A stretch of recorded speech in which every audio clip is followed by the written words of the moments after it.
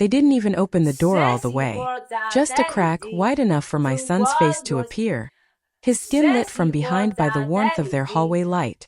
Mom, we're not ready yet. Just wait outside for a bit, all right? His voice was flat. Flat in the way you ask someone to hold your coat while you tie your shoes.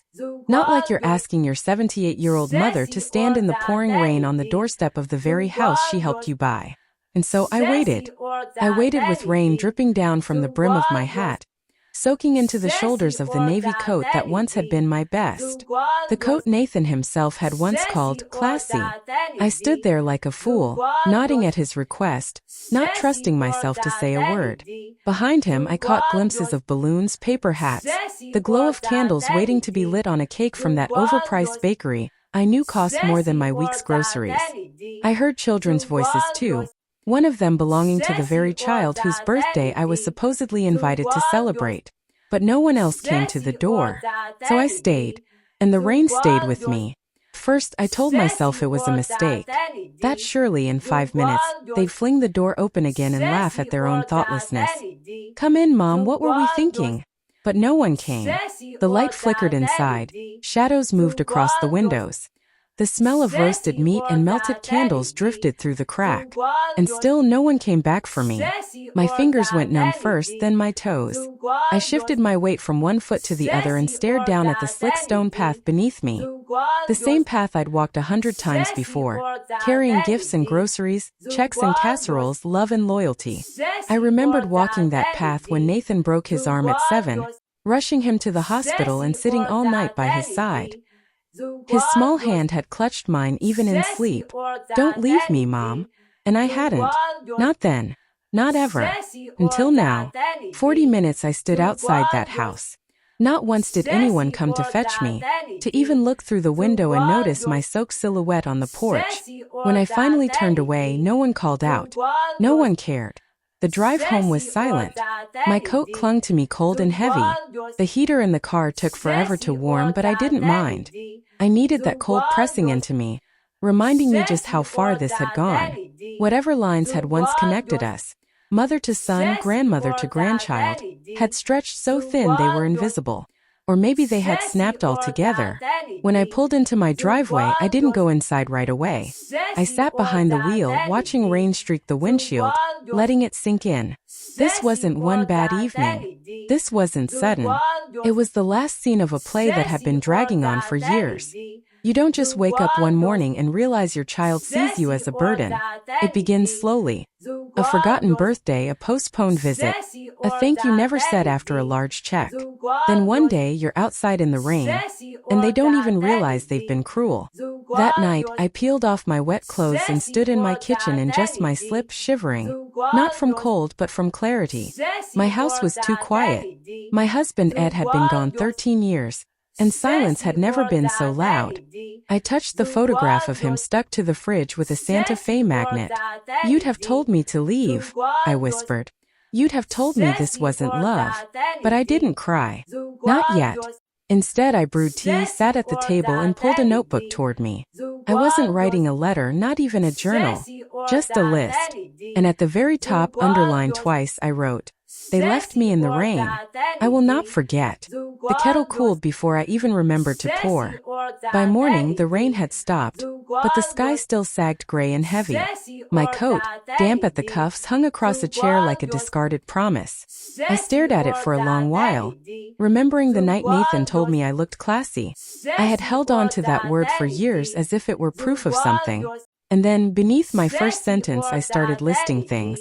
$8,000 for their first roof repairs, $25,000 for the down payment on this very house, $12,000 for Amber's emergency dental surgery, $3,600 for new appliances, $500 a month steady for the last 5 years. I wrote it all down, and the more I wrote, the straighter my back became. It wasn't anger. Not exactly. It was clarity, a sharpening. At 9:17 a.m. My phone rang. Caller ID Nathan. I let it buzz 3 times before answering. "Mom," he said, his voice softer now, cautious. "Listen, about yesterday. I let silence hang between us." He squirmed, I could hear it. I'm sorry you had to wait like that. Amber didn't realize you were already there and things got busy. The kids. It was raining, I said flatly. For 40 minutes. He sighed. I know. And we feel terrible. Maybe we can come by later, bring lunch? No, I said finally. I'm tired. He hesitated. Then, okay. Well, let us know if you need anything. I almost laughed. That line again. They had said it at Ed's funeral too. Let us know if you need anything. No one ever meant it. When the call ended, I opened the filing cabinet. The thick folder labeled Household Nathan waited for me. Inside were receipts, emails, transfer slips, notes from the early years when they at least asked in person. The folder wasn't thick with money, it was thick with years. Decades of giving. Proof of love disguised as proof of absence. And tucked in the back, legal papers. Deed of trust. I owned 40% of their house. They had never refinanced me out, never repaid, never even offered. That morning I made another pot of tea, steadier this time. I opened a second notebook and wrote a single word across the first page. Pause. Then I called my bank. By the time I hung up, the automatic payments were frozen. Judith from Senior Accounts would be waiting for me at 2. For once, I didn't wait for them to need me first. The banker's office smelled faintly of lavender. Not the natural kind. Something pumped through vents, artificial but strangely comforting. Judith, the woman from Senior Accounts, was in her early 50s, dressed in gray with a scarf tied neatly at her neck. Her voice had the calm neutrality of someone who handled both nerves and money for a living. I've reviewed your file, Mrs. Lindell, she said, motioning me to sit. I see you've been very generous over the years. Is that what you call it? Generous? I lowered myself into the leather chair, smoothing my damp coat across my lap. I would have gone with financially blind. Her smile was small, professional, not unkind. Well, you're here now. That's what matters. We went through the accounts. 5 in total, 2 savings, 1 checking, 1 investment portfolio, and the joint account Nathan had used as if it were his birthright. And not just Nathan, Amber, and somehow their older children too, teenagers with cards tied to my funds. Streaming services. Delivery apps. Tutoring subscriptions I'd never heard of. I noticed charges as recent as 2 nights ago. A late-night sushi delivery costing more than I'd spent on my groceries all week. I'd like to suspend this account completely, I said. Judith didn't flinch. Of course. We'll need your signature. Would you like me to issue formal notice to the secondary card holders? I thought about it. Part of me wanted to announce it, to say, look what you made me do. But a quieter, sharper part of me decided silence was better. Let them discover it on their own. No, I said finally. Let them find out when their card gets declined. At a cafe or a gas station. Let them feel it. Judith's pen moved without hesitation. Within 20 minutes, the account was frozen, locked, done. Then she looked at me with careful eyes. Is there anyone you trust to have access in case of emergency? I thought of Julie, my granddaughter. Sweet Julie, the only one who visited without expecting a check, who baked me pumpkin scones and actually listened when I spoke. Add her as my emergency contact, I said, but no access. Not yet. I'll talk to her first. Judith nodded, no judgment in her face. I signed the last form, and when I stepped back out into the street, the air felt different. Not lighter, but steadier. At home, I made myself a sandwich and ate it at the table instead of in front of the TV. My coat hung on the back of the chair like a flag of surrender. Or maybe defiance. I hadn't decided yet. At 3:30 my phone rang. Amber. I didn't answer. Then Nathan. I ignored that too. Then Julie. Grandma. Her voice was light but cautious, the way it always was when she sensed something was wrong. I just got a weird text from Dad. He said the cards aren't working, that there's a problem with the joint account. There's no problem, I said. Not anymore. Silence on the line. Then, did you do something? I let the question hang. Finally, I said, do you remember the basil plant you brought me? The one in the little tin pot? She laughed, confused. Yeah, died in like a week. It wasn't about the plant. It was the thought. You were the only one who ever brought me something without expecting anything back. Another silence, softer this time. Are you okay, Grandma? Yes, I said. Better than I've been in a long time. Do you want me to come over? There it was, the difference. No agenda, no need. Just love. Yes, darling, I said, closing my eyes. If you have time. She showed up 40 minutes later, wind in her hair, a paper bag of pastries in her arms. She hugged me first, long and real, then sat at the table and waited until I was ready. I closed the account, I said finally. Julie didn't gasp. She didn't defend her parents. She just nodded slowly. They'll be furious. I know. They'll say you're being dramatic, that you misunderstood something, that it wasn't a big deal. I know. She studied me for a moment, her eyes so steady it almost hurt. But it was a big deal, wasn't it? What happened the other night? I didn't answer. I didn't need to. She reached across the table and squeezed my hand. I would have let you in, she whispered. That was enough. The next morning I woke before dawn, not restless but alert. For years I had slept in the uneasy fog of waiting, for a call, for a visit, for a knock on the door that never came. That morning was different. I felt still.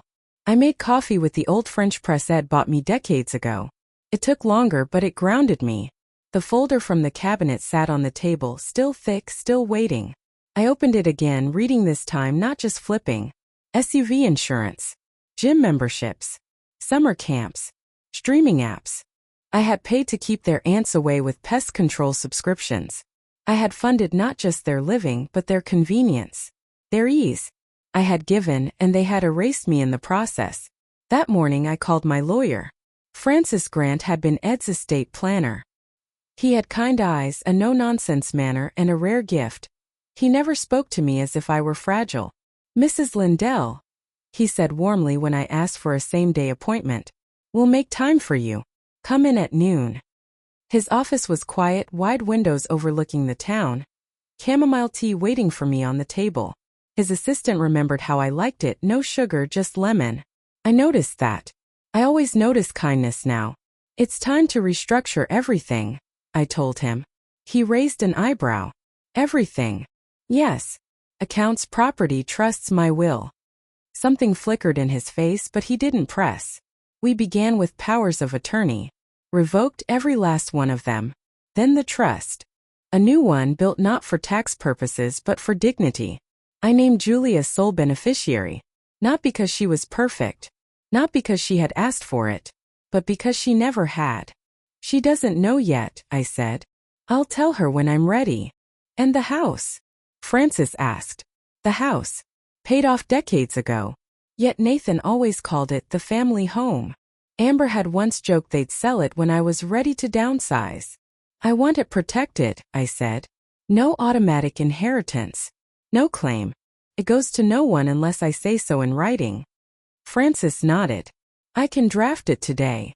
I'm ready to sign. He studied me. May I say something? Yes. I've seen families destroyed by anger, by rash revenge. This doesn't look like that. You're calm. Clear. I've had a long time to watch them forget who I am, I said. I'm just reminding them. When I got home I didn't feel triumphant. There was no movie scene victory dance. I hung my coat, made soup, and sat quietly in my chair. The phone stayed silent. No apologies, no frantic explanations. They probably thought it was a glitch, a technical error, an old woman fumbling with her banking app. They didn't know that by lunchtime my trust was signed, my will updated, and every bridge they thought they'd quietly burned had finally been illuminated. I didn't feel cruel. I felt free. At 6 p.m. Julie texted. Julie, they're freaking out. Me about what, dear? Julie, the cards. Dad yelled at the bank. Amber's blaming the credit union. They think it's a glitch. Me, some glitches are made on purpose. There was a pause. 3 dots. Then one word. Julie, good. That night I took out another folder. Not finances this time, photos. Real ones printed at drugstores. Nathan as a boy missing a tooth. Me in a worn coat at the zoo. Ed beside me, his arm around my waist, hair wild from the wind. For years I thought those memories were proof of value, that they justified what I gave. But the real power wasn't in the past. It was in the choice to stop. At 8:10 the doorbell rang. I knew before I opened it. Nathan stood there in the rain, collar wet, eyes tired. Behind him, Amber sat in the car, arms crossed, her silhouette sharp against the window. "Mom," he said, shifting. "Evening." He looked smaller than I remembered. "Something's wrong with the accounts," he started. "The cards are dead. Did you do something?" "Nothing happened," I said, steady. "I did it." "You shut everything down?"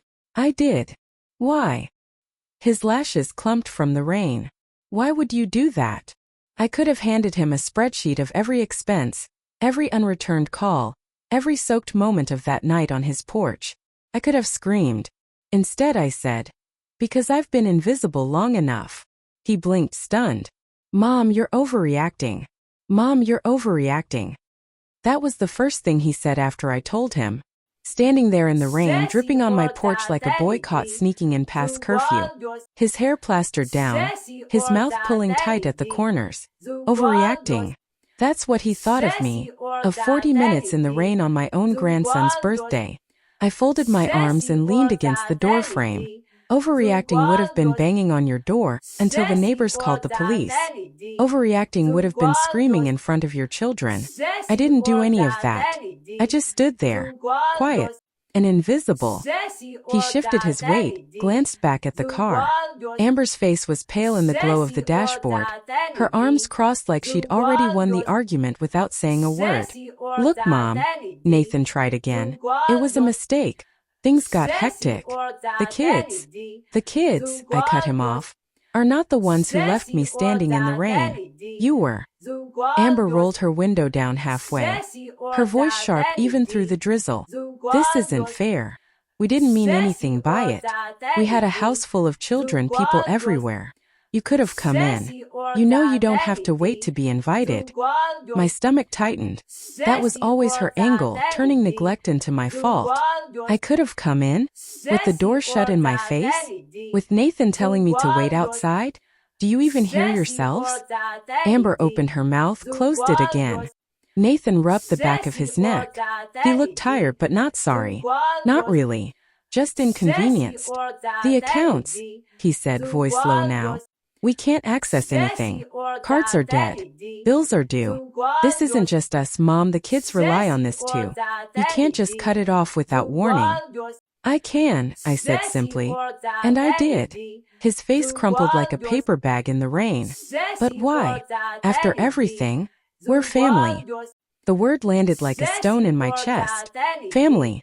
How many times had I swallowed my own needs for that word? How many times had I written checks with trembling hands because family meant you gave without question? I wanted to scream at him that family doesn't leave you outside like garbage. That family doesn't only call when they need money. That family doesn't forget you exist until the bills come due. But I didn't. My voice stayed calm. "You stopped seeing me as family a long time ago," I said. For a moment, only the rain spoke between us, tapping the gutter, dripping from his hair. Then Amber leaned out the window, sharp again. "This is dramatic. You're punishing us because you felt slighted. Over 40 minutes in the rain. You'd throw away years of family over that?" I stepped forward, closer to her voice. "No. Years of being erased did that. The rain was just the moment I finally noticed I was drowning." Her mouth snapped shut.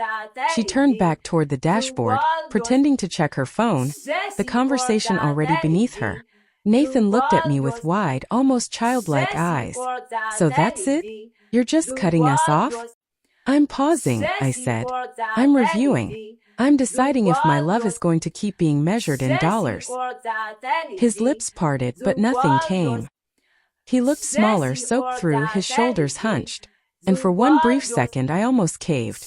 I almost invited him inside, wrapped him in a towel, made him soup like I had when he was 7 with a broken arm. But then I remembered his words at the door. "Mom, wait outside." I stepped back. "Go home, Nathan." He opened his mouth, closed it, and finally turned away. Amber's window slid up without another word. They drove off, tail lights bleeding red through the rain. I shut the door, leaning against it as silence filled the house again. My chest ached, not from guilt but from something heavier, recognition. I had always been the steady hand, the soft landing, the wallet waiting. And now that I wasn't, I saw how quickly love could evaporate when it wasn't subsidized. I sat at the table with Ed's photo staring at me from the fridge. "You'd be proud of me," I whispered, though part of me wasn't sure. Ed had always been generous to a fault. He might have told me to give them another chance. But Ed wasn't the one left standing in the rain. The next day, the phone exploded. Missed calls stacked one after another. Amber left voicemails, her tone syrupy, her words sharp beneath the surface. "We're worried about you. This isn't like you, Mom. Are you confused? Just call us back so we can sort this out. It's really not that serious." And Nathan, sounding tired and cornered. "Mom, please. Bills are bouncing. The kids don't understand. This isn't fair to them." I didn't answer. I let the phone sit face down on the counter while I brewed coffee and watered the dying fern by the window. My silence was louder than anything I could have said. By noon, Julie appeared again. She didn't call first. She just knocked softly, and when I opened the door, she had soup in a thermos and that worried look in her eyes. "They're furious," she said as soon as she stepped inside. "I know. They're saying you've lost it. That maybe you're not thinking clearly." I laughed, the sound sharp and bitter. Convenient, isn't it? When an old woman makes a decision they don't like, suddenly she's confused. If I'd handed them another 20,000, would they say I was thinking clearly then? Julie set the thermos down and hugged me. "I believe you know exactly what you're doing." Her faith in me cracked something open. For the first time in days, my eyes stung. Not from rain, from relief. That evening, I wrote again in my notebook. "They left me in the rain. I will not forget. They came to my porch in the rain, asking for money, and I still did not forget." The words steadied me like rails on a bridge. But just before bed, another message buzzed through from Nathan. Shorter this time. "We need to talk in person. Tomorrow. Please." I didn't reply, but I knew he would come anyway. And I didn't know if I was ready to face the storm he'd bring with him. I knew he would come. Nathan was never good at letting things sit. Not when money was involved. When it came to apologies, to visits, to love, he could wait months. But when it came to the accounts, he was relentless. The knock came at 10 a.m. It wasn't soft like Julie's. It was firm, insistent, 3 beats that rattled the glass in the frame. I opened the door only halfway. This time I was the one keeping the barrier. "Mom," he said, exhaling. He looked tired, though not in the way that comes from sleepless nights worrying about someone you love. Tired in the way of a man juggling bills and realizing the safety net had vanished. "Come in," I said coolly. I wasn't about to let the neighbors hear us shouting on the porch. Amber followed behind him, arms wrapped around her body like armor. She gave me a quick glance, one that skimmed right over my face and landed on the living room like she was taking inventory of what might one day be hers. We sat at the table. I stayed standing for a moment, letting them shift uncomfortably in their seats before joining them. Nathan spoke first. "We can't keep doing this, Mom. You cutting us off without warning. It's chaos. The mortgage, the kids' tuition, the car payments, it's all tied to those accounts. You can't just pull the rug out." "Yes, I can," I said, folding my hands neatly. And I did. Amber leaned forward, her voice sharp. "Do you have any idea how humiliating it is? Cards declined at the grocery store, at the gas station. Everyone's staring at us like we can't manage our lives. Do you realize what you've done to our reputation?" I turned my gaze on her, steady. "Funny. I thought humiliation was standing in the rain outside your door while my family celebrated without me." Her cheeks flushed. Nathan held up a hand. "Can we not go back to that? Please. It was one night, Mom. One mistake." "One night," I said softly. "That was just the final straw.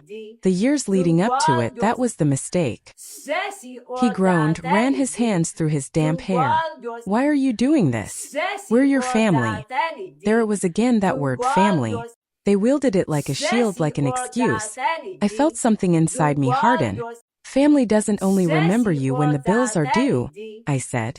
Amber's eyes narrowed. So what, you're just cutting us off forever? After everything we've done for you? The laugh slipped out of me before I could stop it. Everything you've done for me? Tell me, Amber, what exactly have you done for me? Her lips pressed thin. Nathan shot her a warning look. Mom, he said carefully, you're not thinking clearly. You're angry.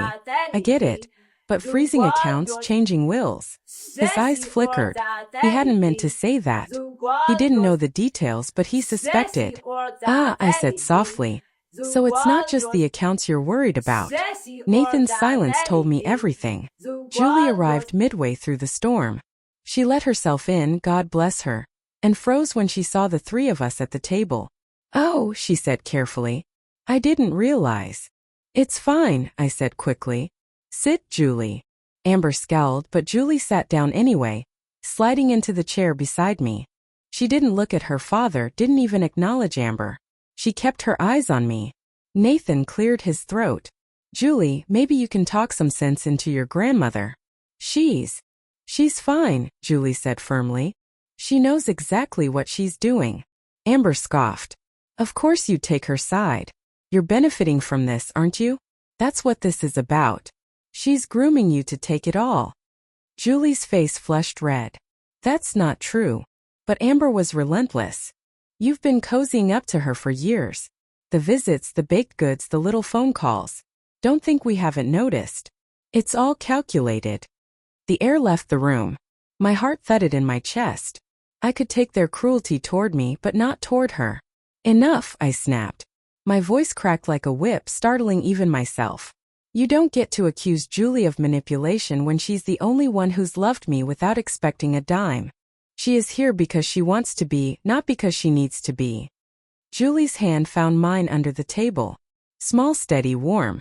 Nathan sighed, his voice suddenly small. Mom, we're drowning here. Please, just help us this one last time. The words twisted something inside me. That tone. I'd heard it when he was 7, crying in the hospital. I'd heard it when he was 19, begging for money to fix a broken-down car. I'd heard it when he was 30, asking for help with the down payment. That voice always crumbled me. But not this time. This isn't the last time, Nathan, I said. There is always another last time with you. And I'm done.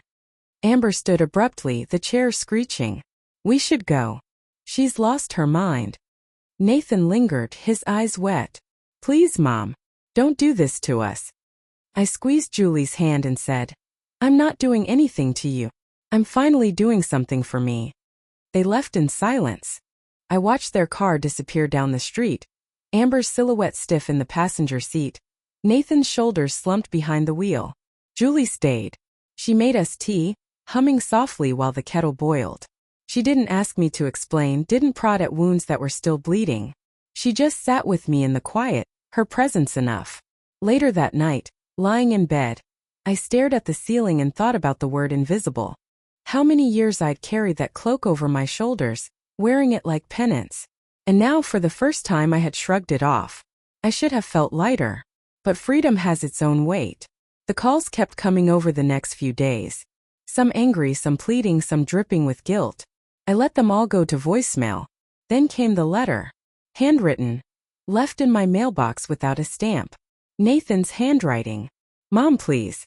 We need to talk. Not about money, about us. Don't let this be the end. Love, Nathan. I sat at the kitchen table with that letter under my palm, my tea gone cold beside me. For a moment my resolve faltered. For a moment I wanted to believe him. But then I remembered the rain. And I remembered the silence that followed. That evening I opened my notebook again. They left me in the rain. I will not forget. I will not be invisible again. But as I wrote, a strange thought whispered in me. What if Nathan really meant it this time? What if the letter was different? My pen hovered over the page. For the first time in weeks, doubt crept in. I stared at the letter so long the words began to blur. Not about money, about us. That was the line that clung to me like a burr. It sounded different from the calls, different from Amber's sharp barbs and Nathan's frantic pleading. It sounded like something softer, maybe even real. And yet my gut twisted. How many times had I mistaken need for love? How many times had I convinced myself that a thank you scribbled on a sticky note meant gratitude, not obligation? I folded the letter and slid it back into the envelope. I didn't throw it away. I couldn't. Instead, I left it on the counter, like a ghost watching me move around my own kitchen. That night I barely slept. Memories came uninvited, looping in my head. Nathan at 6 years old, his hand in mine as we crossed the street. Nathan at 12, sulking in his room until I brought him cookies. Nathan at 20, leaning on me after his first heartbreak.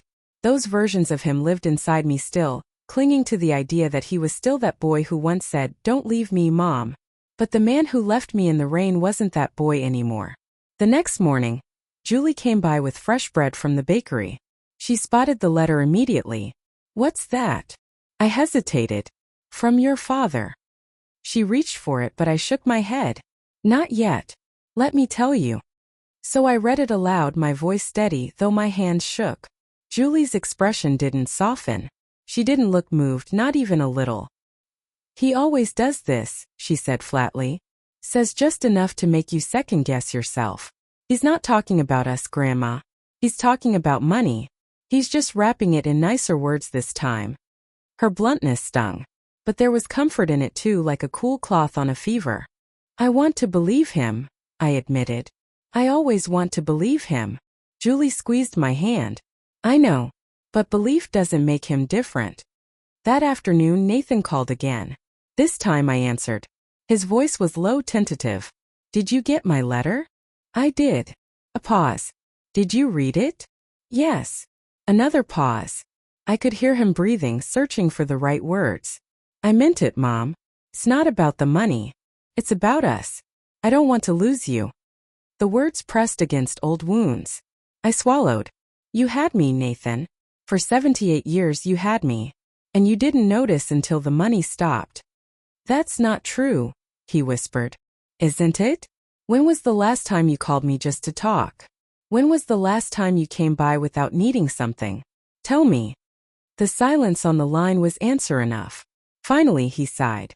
"Amber wants to talk too. She says maybe we can have dinner, just us. Clear the air." I almost laughed. Dinner. Clear the air. As if years of erasure could be wiped away with one polite meal. Still, part of me wavered. "I'll think about it," I said, and hung up before he could answer. For hours I walked the house. I traced my fingers along the walls Ed had painted, the bookshelves he built, the photos we'd framed.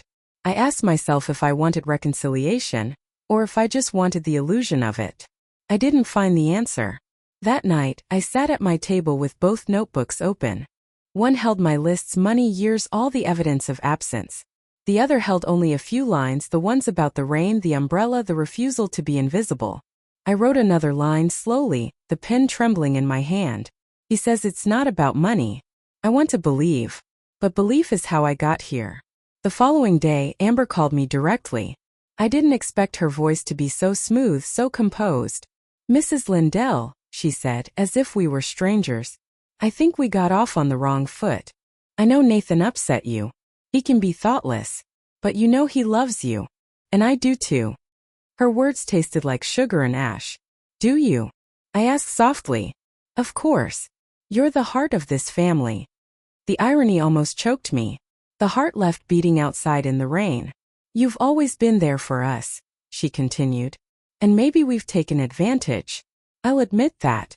But that doesn't mean we don't care. Can't we just move past this?" There it was, the tidy bow, the neat erasure. Move past this. As if the decades had been a minor misunderstanding. "No," I said quietly. "We can't." The silence on the other end stretched long and brittle. Finally, she exhaled sharply. "Then I don't know what you want from us." "I don't want anything," I said. "That's the point." And I hung up. Julie came by that evening. She found me sitting at the kitchen table, staring at the folded letter again. "Did you answer him?" she asked. "No. Do you want to?" I sighed. I want to, but I don't think that's the same thing." Julie sat across from me. "Grandma, you don't owe them forgiveness just because they share your blood." Her words pierced me, simple and sharp. I realized how many years I had lived under that rule, Blood as obligation, motherhood as currency. I looked at her then, really looked. She was so young, so clear-eyed. She had her own life ahead of her, her own choices. And yet she was here holding me steady. Julie, I whispered. I named you in the new trust. Her eyes widened. What? You're the sole beneficiary now. Not because you asked, but because you never did. Her lips parted, but no words came. She blinked hard, fighting something. Grandma, I don't care about that, she said finally. I just don't want you to feel alone. And that, more than anything, nearly undid me. The next day the storm broke. Nathan showed up again, this time without Amber. His face was drawn, his eyes shadowed. He didn't bother with small talk. Mom, I can't do this. We need you. I need you. Please. I stood in the doorway, gripping the frame.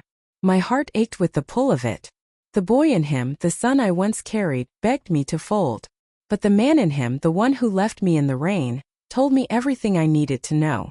I can't, Nathan, I whispered. He shook his head, tears spilling down his cheeks. Then you'll lose me. The words cut deep. My throat closed. Maybe, I said softly. But I've already lost you. And I closed the door.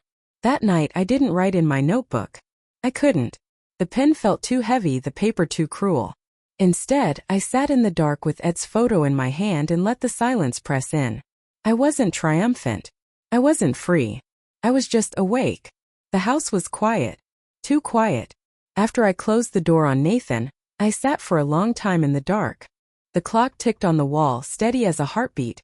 And for once I let myself feel the full weight of it all. Not just the anger. Not just the betrayal. The grief. Because that's what it was. Not disappointment. Not frustration. Grief. I had lost my son long before that rainy night. I just hadn't buried the truth yet.